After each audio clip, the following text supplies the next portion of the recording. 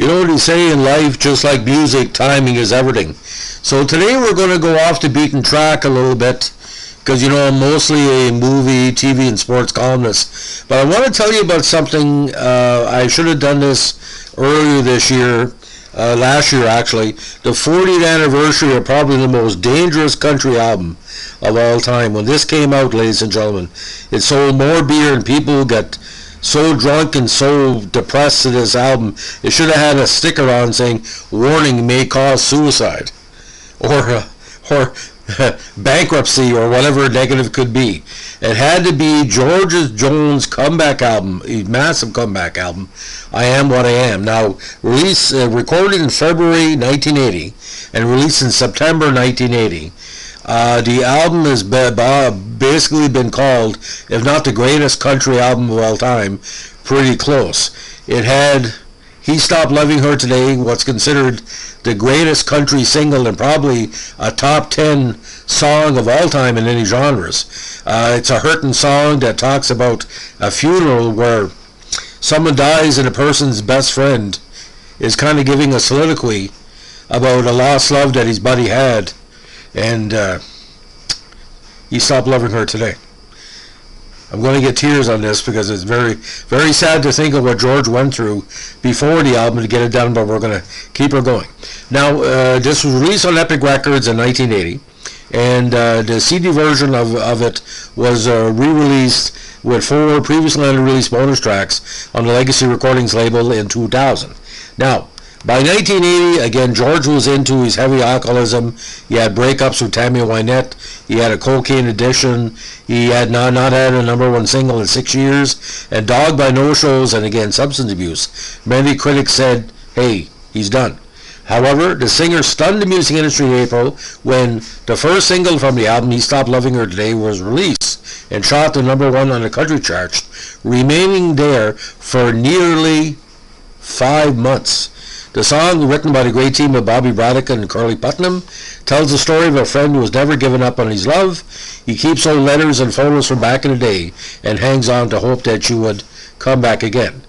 The song reaches its peak in the chorus, revealing that he indeed stopped loving her when he died and the woman does return for his funeral.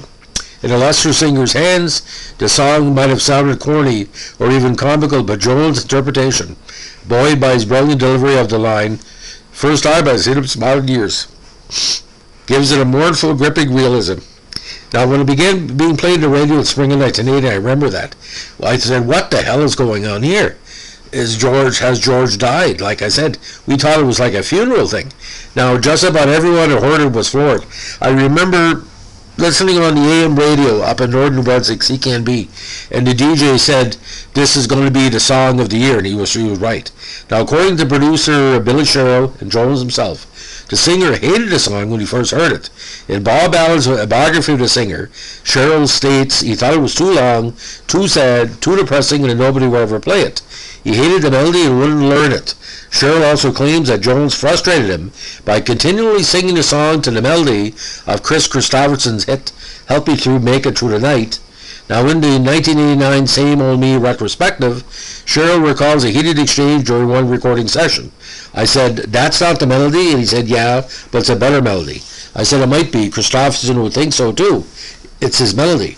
In the same doc, Sherrill claims that Jones was in such bad physical shape during this period that his recitation was recorded 18 months after the first verse was, and added that the last words Jones said about He Stopped Loving Her Today was, nobody will buy that morbid son of a bitch. A big part of Jones' success over the years was that he could always smell a hit, but this time his instincts were woefully off. Put this in perspective, he had his first hits almost a quarter century before. The Race Is On, the White Lightning, and all that. But anybody listening to the song, the demo, was saying, this is going to be a hit for somebody.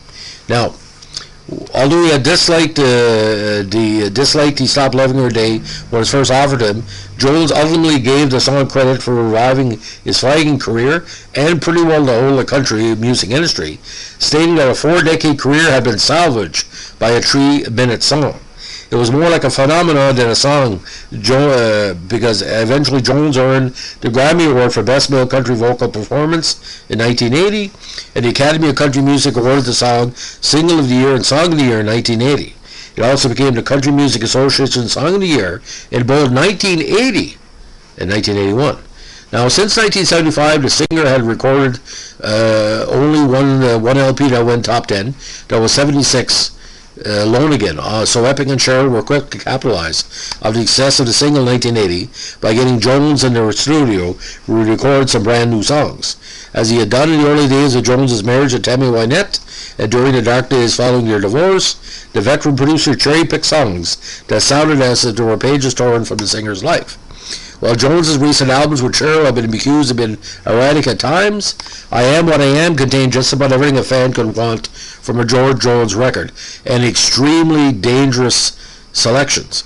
It included many hard-drinking songs like the self-explanatory I've Aged 20 Years and 5, and If You're Drinking, Don't Kill Me, Her Memory Will, which is kind of a prequel to He Stopped Loving Her Today. Dangerous songs. If you got somebody depressed back then, you played these songs to that person, you better call the suicide hotline. Now, that song, If Drinking Don't Kill Me, rose to number 8 on the single chart in 81. In his essay for the Sony reissue of the album, Glenn Gass of the Indiana University School of Music calls If Drinking Don't Kill Me a manifesto of existential barroom despair that would have been tossed off novelty in another single singer's hands. During performances of the song, Jones would jokingly conclude by replacing Her Memory Will with Tammy's Memory Will. Little inside joke. And I saw him in concert in Moncton during that album tour, and he was in bad shape, but when he was singing, it was all about the presentation of his pain. Now, another drinking song, the musically upbeat Bone Dry, explores in hellish detail the withdrawal associated with alcohol addiction. Cheating songs are also represented with the coy I'm the One She Missed Him With Today, and the honky-tonk ballad Brother to the Blues. George's forte has always been the ballad, of course, and his rendition of Tom T. Hall composition I'm Not Ready Yet, which He Stopped Loving Her Today includes a recitation, and this also peaked at number 1 on the charts. The singer even got one of his own songs, A Hard Act to Follow, on the album, which he wrote with Earl Montgomery, and finally recorded his own version of the country classic, Good-Hearted Woman. Now, there was no information provided in the liner notes on the 4 bonus tracks added to the Legacy Edition, other than songwriting credits for 3 to 4 songs, with Am I Losing Your Memory or Mine credit to the writer unknown, and stating all 4 were previously unreleased. There was no mention of when these songs were originally recorded, but according to other publications, it was probably late 1970s. Now, I Am What I Am peaked at number 7 on the Billboard Country Album charts, his first top 10 album in 5 years, and even appeared on the top 200 Billboard at 132.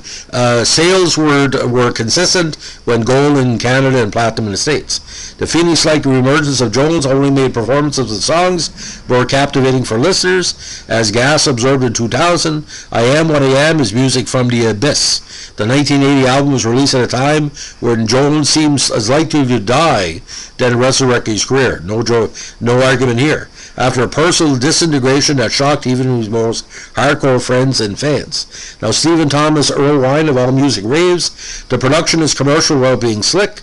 The songs are balanced between aching ballads and restrained honky-tonk numbers, and Jones gives a nuanced, moving performance. Like the best country music, these are lived-in songs that are simple, direct, and emotionally powerful, even with the smooth production.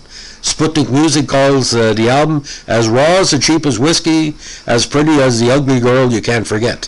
George took his tenor along with his mainstay country music themes of drinking and heartbreak and made the entire genre his own. Amazon.com calls it an unassailable classic of modern country music. Now, the key track listings, each song was pretty well near 3 minutes except for the short Hard Act to Follow. So the songs of the album, of course, He Stopped Loving Her Today, 20 Years and 5, or I've Aged 20 Years and 5, Brother to the Blues, If Drinking Don't Kill Me or Memory Will, His Love and Her Is Getting in My Way, I'm Not Ready Yet, I'm the One She Missed Him With Today, Good-Hearted Woman, Hard Act to Follow, and Bone Dry. The bonus tracks were I'm a Fool for Loving Her, Am I Losing Your Memory or Mine, The Ghost of Another Man, and It's All in My Mind. So the typical personnel was on this album with Billy Sanford, Pete Wade, Phil Bow, Pete Drake, Henry Stryzelek, Jerry Cardigan, Pig Robbins, Charlie McCoy, Bob Moore, and Bob Ray, of course. Now on the charts again, U.S. Billboard 200, number 132. Should have been higher than that, but that's just, it wasn't being played in the black communities. Country albums, Billboard number 7. U.S. Top Country Charts for the year in 81, number 6. U.S. Top Country Albums, Billboard number 17 for 82. Certification, again, Canada went gold, States it went platinum. And again, it followed this one with the albums, the Still the Same Old Me, Shine On, Jones Country, You Still Got a Place in My Heart, Lady's Choice, Who's Gonna Fill Their Shoes, Wine Colored Roses, Too Wild Too Long, One Woman Man, You Ought to Be Here with Me, and Along Came Jones. Again, Walls Can Fall, High Tech Redneck, I Live to Tell It All, I Don't Get Better Than This, The Cold Hard Truth, The Rock, Stone Cold Country 2001, The Gospel Collection, Hits I Miss, and One I Didn't. Now, again, the 50 years of hits came out as well as that. So, ladies and gentlemen, there's 5 people out there who have never heard about George Jones, but I can tell you something. I'm an alcoholic. I'm not an alcoholic because I listen to George Jones, but when I became an alcoholic, I listened to George Jones, and it's friggin' dangerous. I wouldn't recommend any person with substance abuse to even touch this album. This is the most dangerous country album of all time. Not because it lies to you, because it's the cold, hard truth. When you lose a woman, like I have, and lose your eyesight, like I have, and lose all your money, like I have, and have had losing family members that have died in me, and family members have been murdered, died in car accidents. I'm still here to tell the tale. George in this album was as 5 cents close to $1 of dying. The only reason he didn't die, he was just too fucking stubborn. He was George motherfucking Jones. So, but everybody talks about, all these modern stars. You don't compare to George Jones. Come on.